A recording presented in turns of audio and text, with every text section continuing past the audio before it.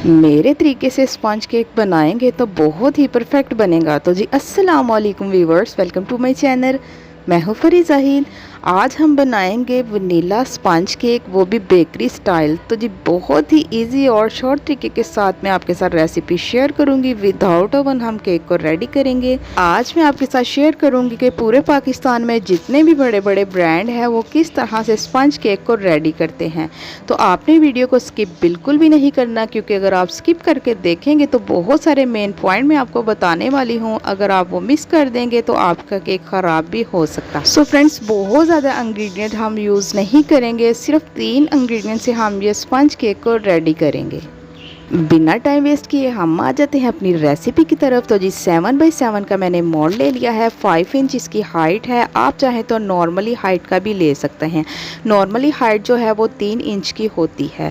तो यहाँ पर मैंने मोल्ड ले लिया है और इसको हम अच्छे तरीके से ग्रीस कर लेंगे। हाफ़ टी स्पून हम इसमें वेजिटेबल ऑयल लगाएंगे और इसको ग्रीस कर लेंगे। सो फ्रेंड्स, आप चाहें तो इसमें बटर लगाकर भी ग्रीस कर सकते हैं।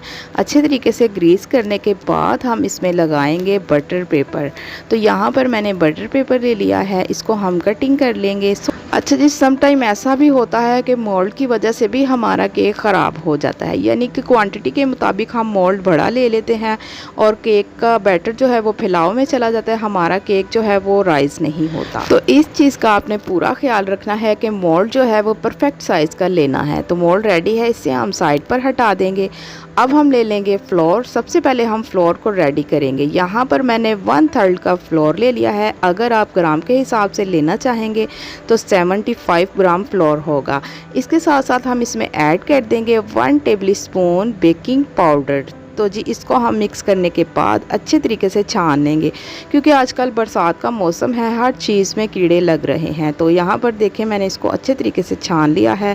मैदा हमारा बिल्कुल रेडी हो चुका है, इसे भी हम साइड पर हटा देंगे। अच्छा जी, ये दोनों चीज़ें आपने पहले से ही रेडी करके रख लेनी है। तो जी अब हम एक बॉल ले लेंगे अपने केक का बैटर रेडी करने के लिए। तो बॉल आपने किसी भी तरह का इस्तेमाल कर लेना है, लेकिन आपने नॉन स्टिक और सिल्वर का बॉल बिल्कुल भी यूज़ नहीं करना। तो सबसे पहले हम 3 अंडे लेंगे और उनकी जो सफ़ेदी है वो अलहदा कर लेंगे, उनकी जो जर्दी है वो हम बाद में बीट करेंगे। उनको हम किसी भी बॉल में निकाल कर साइड पे कर देंगे। 3 अदद हमने अंडे ले लिए हैं। रूम टेम्परेचर पर अंडे थोड़े बड़े साइज़ के होने चाहिए। अगर अंडा जो है वो थोड़ा बिग साइज़ का होगा तो हमारा जो केक है वो बहुत ही परफेक्ट किस्म का राइस होगा। बहुत सारे ये छोटे छोटे मेन पॉइंट होते हैं जो आपने अपने जहन में रखने हैं। बेकिंग करना बहुत ही इजी है। अगर आप बेकिंग करना स्टार्ट कर देंगे तो आप खुद कहेंगे कि रूटीन के खाने से ये बेकिंग जो है वो बहुत ही ईजी है। अच्छा जी, अंडों की सफ़ेदी जो है वो हमने अलहदा कर ली थी, उससे हम अब बीट करेंगे। बीट हमने कितना करना है, जब तक ये फ्लफ़ी ना हो जाए, इसकी क्वांटिटी 3 गुना बढ़ जाएगी। तो इतना हमने इसको बीट करना है। जैसे ही ये बटरी फॉर्मिंग में आ जाएगी तो समझे हमारे जो अंडे की सफ़ेदी है वो बीट हो चुकी है। अगर आपको फिर भी पता ना चले कि ये बीट हुई है कि नहीं, आपने टाइम नोट करके 3 मिनट के लिए इसको बीट करना है, तो ये परफेक्ट बीट हो जाएगी।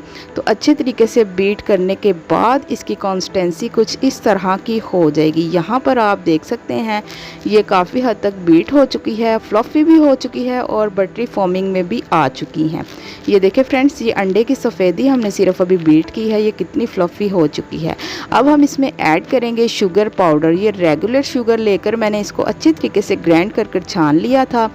अच्छा जी, शुगर पाउडर हमने इसमें कितना ऐड करना है, 75 ग्राम हम इसमें शुगर पाउडर ऐड करेंगे। अगर आप कप के हिसाब से लेना चाहेंगे तो 1/3 कप हम इसमें शुगर पाउडर ऐड करेंगे, यानी कि जितना हमने मैदा इसमें ऐड करना है उतनी ही हमने इसमें शुगर ऐड करनी है।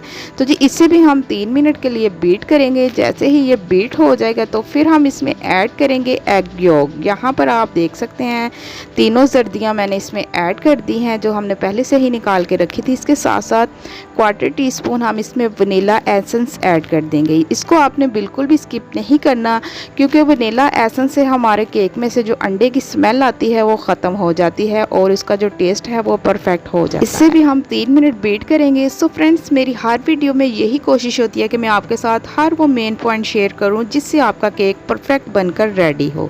तो यहाँ पर फ्रेंड्स आप देख सकते हैं 3 मिनट बीट करने के बाद इसकी कंसिस्टेंसी कुछ इस तरह की होगी।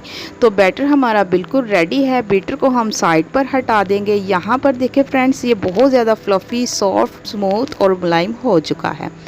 तो बीटर को हमने साइड पर हटा दिया है, क्योंकि अब हमने बीटर बिल्कुल भी यूज़ नहीं करना। अब हम इसमें ऐड करेंगे फ्लोर जो हमने पहले से ही रेडी करके रखा था। तो स्पैचुला की मदद से हम इसको अपने हल्के हाथों से फोल्ड कर करके हमने इसको मिक्स करना है। तो ये मेन पॉइंट आपने अपने जहन में बिठा लेना है, क्योंकि जब हम इधर बीटर यूज़ करेंगे हमारा जो केक है वो हार्ड भी बन सकता है। स्पैचुला की मदद से हम हल्के हाथों से इसको फोल्ड कर करके मिक्स करेंगे। तो यहाँ पर देखें, एक ही दफ़ा करके मैदा मैंने ऐड नहीं किया था, 2 या 3 दफ़ा करके आपने मैदा ऐड करना है, क्योंकि अगर आप एक ही दफ़ा करके मैदा ऐड कर देंगे तो बहुत सारे लम्स और गुठलियाँ भी बन सकती हैं। तो जी उससे निकालना बहुत मुश्किल होगा। तो हल्के हाथों से फोल्ड करने के बाद हमारा जो बैटर है वो बिल्कुल रेडी हो चुका है। सो फ्रेंड्स, अगर आप बेकिंग लवर हैं तो जल्दी से मेरे चैनल पर विज़िट कर लें, क्योंकि बेकिंग के मुतालिक आपको बहुत सारी रेसिपीज़ देखने को सीखने को मिलेगी। तो जी बैटर रेडी होने के बाद यहाँ पर हमने अपना मोल्ड ले लिया जो हमने रेडी करके रखा था। सारा बैटर हम मोल्ड में शिफ्ट कर देंगे। सो फ्रेंड्स, बहुत सारे लोगों का कहना है कि बेकिंग करना बहुत मुश्किल है। आज मैं आपको बताऊँगी कि मैंने कितनी देर में सारी बेकिंग जो थी, बेकिंग यानी कि कंप्लीट कर ली थी। 3 मंथ में मैंने तकरीबन ऑल बेकिंग जो थी ना, मैंने सारी कंप्लीट कर ली थी। यानी कि 3 मंथ में मेरा हर चीज़ इतनी परफेक्ट बनकर रेडी हो जाती थी, तो मैं खुद परेशान हो जाती थी। तो यहाँ पर अब हम इसको बेक करेंगे। पतीले में मैंने पहले से ही नमक बिछाकर इसको 10 मिनट के लिए प्रीहीट कर लिया था, और 35 से 40 मिनट में हम इसको बेक करेंगे। मीडियम टू स्लो फ्लेम पर हम इसे बेक करेंगे। तो मिलते हैं 35 से 40 मिनट के बाद। 35 से 40 मिनट के बाद माशाल्लाह से हमारा केक बिल्कुल राइस हो चुका है और मोल्ड से साइडों से बिल्कुल अलहदा हो चुका है। तो माशाल्लाह से यहाँ पर फ्रेंड्स आप देख सकते हैं हमारा केक जो है वो बहुत ही खूबसूरत और बहुत ही परफेक्ट बनकर रेडी हुआ है। तो यहाँ पर मैंने इसको ठंडा कर लिया था, ये रूम टेम्परेचर पर आ चुका है। तो अब हम इसकी फ़ाइनल लुक भी आपको दिखाएंगे कटिंग करने के बाद ये अंदर से कैसा बेक हुआ है। यहाँ पर देखिए, इसका कलर इतना खूबसूरत आया है कि आप खुद सोचेंगे कि मैंने ये ओवन के बगैर केक को रेडी किया है। तो सेंटर से हम इसको 2 स्लाइस में डिवाइड करेंगे। ये देखें फ्रेंड्स, माशाल्लाह से ये इतनी परफेक्ट रेसिपी है, अगर आप इसको बनाएंगे तो इंशाल्लाह आपका केक ऐसा ही बनेगा। तो यहाँ पर मैंने कुछ इस तरह से इसको डेकोरेट कर लिया था। आज की वीडियो यहीं तक की थी। मिलते हैं एक न्यू रेसिपी के साथ। आप मुझे दुआओं में याद रखिएगा। मैं आपको अल्लाह हाफिज़।